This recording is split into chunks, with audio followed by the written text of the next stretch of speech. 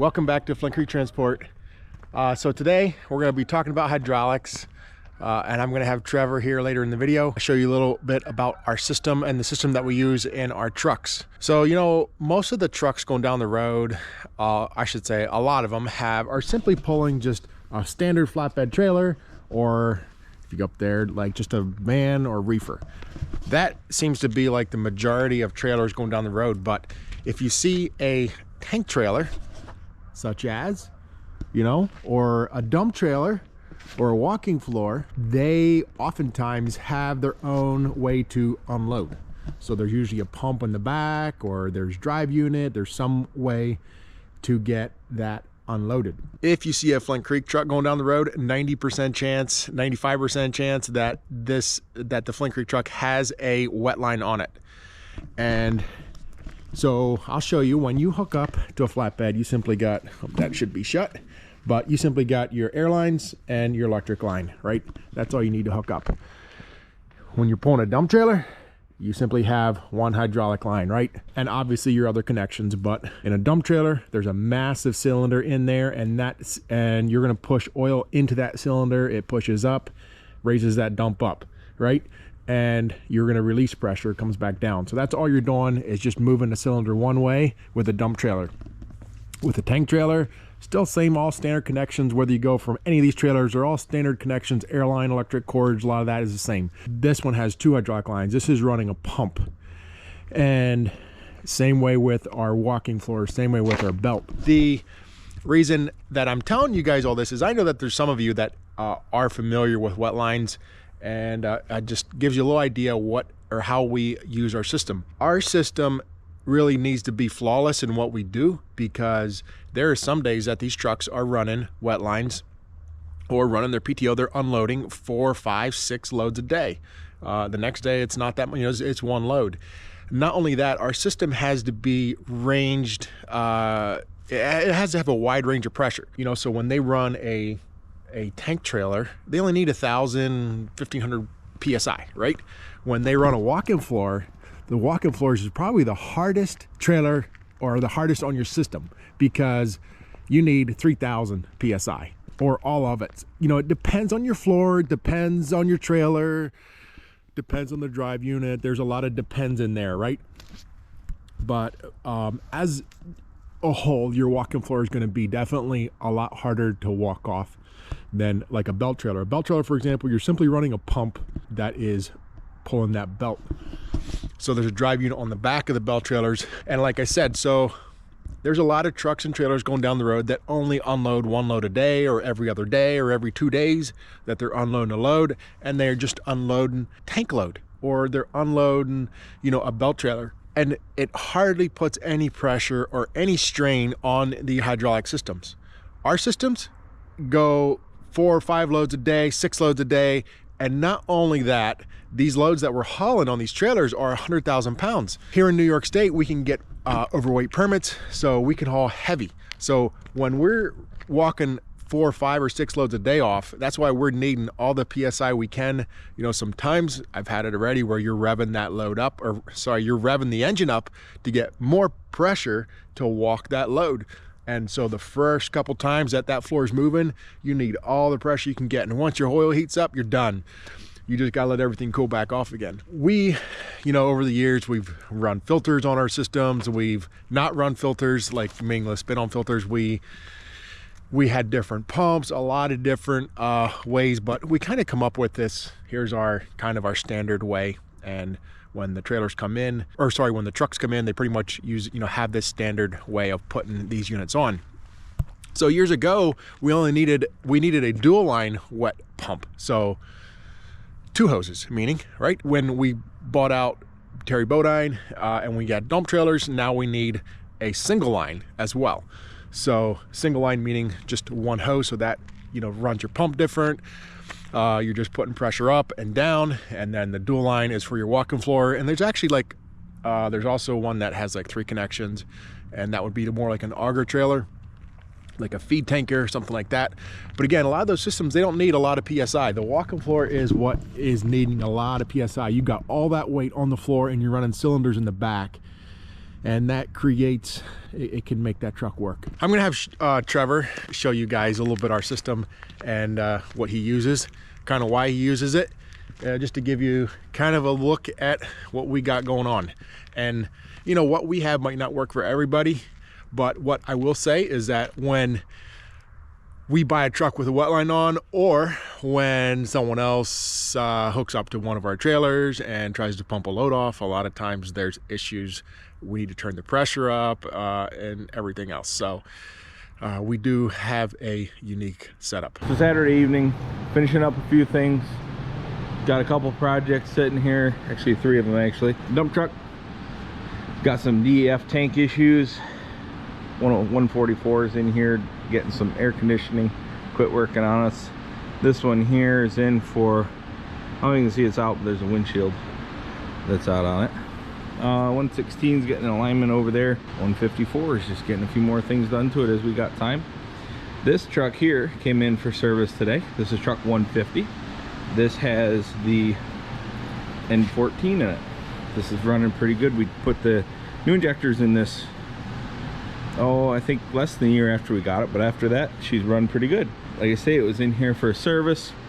Had a oil pressure gauge that was topping right out to 100, even just with the key on, and that ended up being the sensor down on the side on a 3-wire plug. But we replaced, I'll show it to you in a little bit, we replaced the piece that goes through the firewall with all little quick connect air pieces in it. And the mechanic that was working on it kind of lost track of quite what wires, or what hoses actually went where. And this is just a little comical thing. So we have about, oh, I don't know if you can see with the glare there, but about 90 pounds of pressure, maybe 80 by now. But I got in to pull it out because we were all set. And notice right over here is the suspension load gauge. We got a little bit on that, but we don't have a trailer back there. So I didn't notice that until I went to put her in gear, and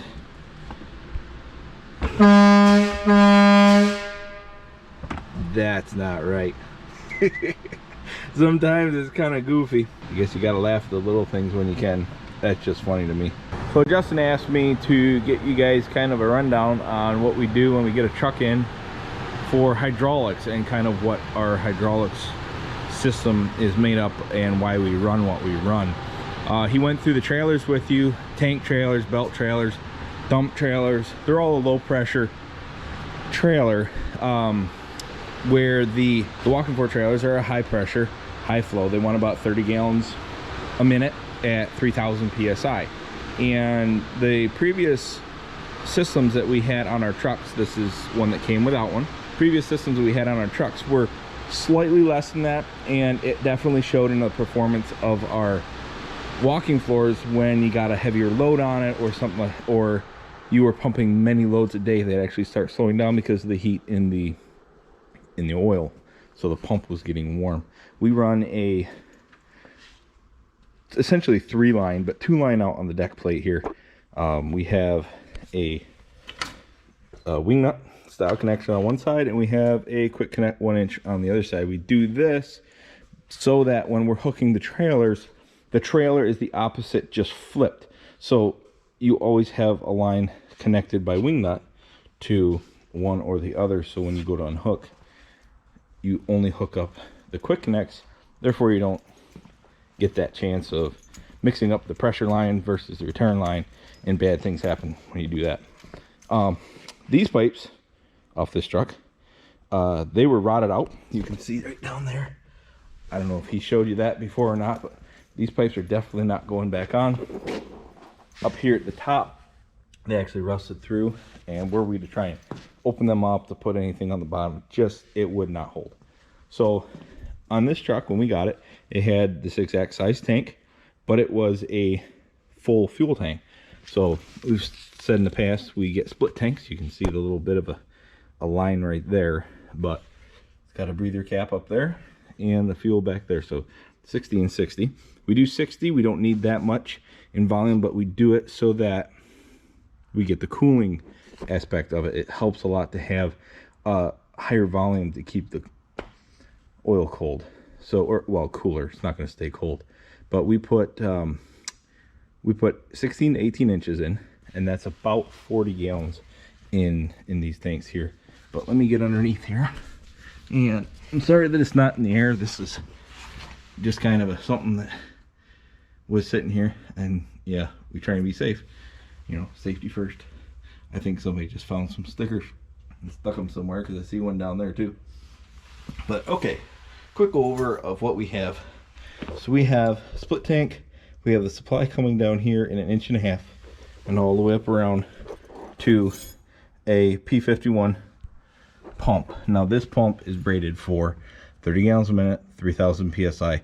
It can do it. We don't always make it do it, but that's right about where it sits. We run a Sheltie PTO air shift and gauge, and you got the little wire for the indicator on your dash. Those are those are pretty important. We've had a couple of guys on accident just leave them on going down the road, and these poor pumps don't last that long when you get the RPMs up that far.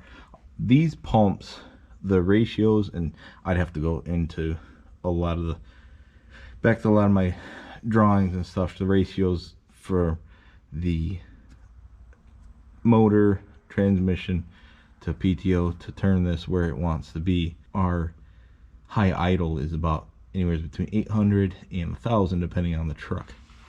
So with that, we're pushing all 30 gallons per minute, 3,000 psi out the supply line, and it goes, hopefully you guys can see this okay.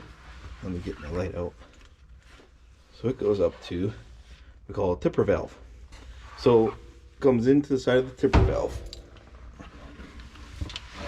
Let me sit right up here, right there. And this function here with the two air lines coming in is your dump function on it. So that gives you the ability to run your dump trailers or turn it on and off and leave the pump on. That up top coming out simply goes straight over and goes up to top of this filter. This filter is a high flow Parker filter. We had just the screw on filters, and well, every once in a while we blow them off when things didn't quite run right. After that, you've got coming out the bottom here, it goes right out to the deck plate up there, and that's where we have the wing nut there. Comes back in right here and into the back side of that. So this here is what would be referred to as a 3-line system. You have a return line up there, so when you're not putting it out through here, it's not sitting in your pump getting warm, and that's what takes pumps out a lot. So this here comes out in a lower pressure line right there and just comes right back to the pump. Now this was a little tight. I usually don't like to see that much on it, but that's what the guys could do. We might end up having to move that back. We'll see how this system ends up working, but the guys did a nice job. Everything's pretty well plumbed. For the dual pressure, which the pump itself is a single pressure, this valve here is what gives us the dual pressure. This end is the dump function, and this end over here is the, right there, sorry about the light, that is the high-low pressure function. So we can adjust them to either be the full 30 gallons a minute, 3,000 psi, or we can drop it down in this valve to be 24 or 26, depending on what we want to select with it, or what we want to set it at. Not that we only can select a high and a low pressure. So we select what the low pressure would be by adjusting on the back side of this valve. We actually can adjust these set screws right here. Oh, that's too bright for you guys, sorry. Set right there, in and out, and then we set it out here for the high pressure. The low pressure gets adjusted in there, high pressure gets adjusted out here.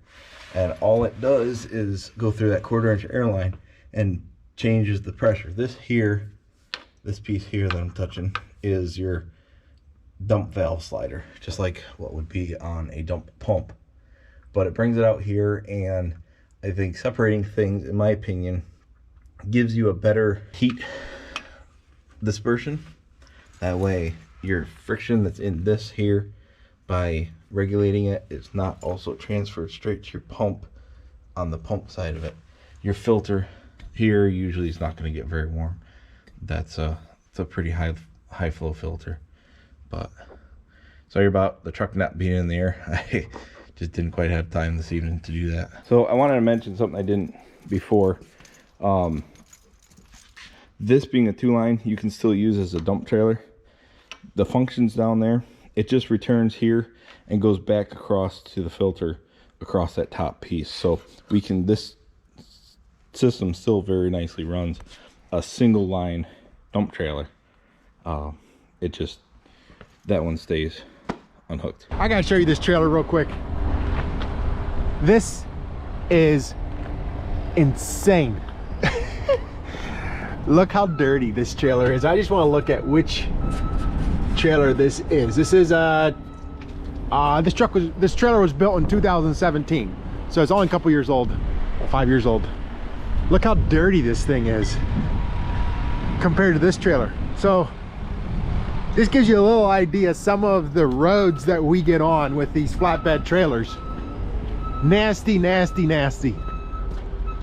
Just a good coating of mud. And then you look at this trailer, right?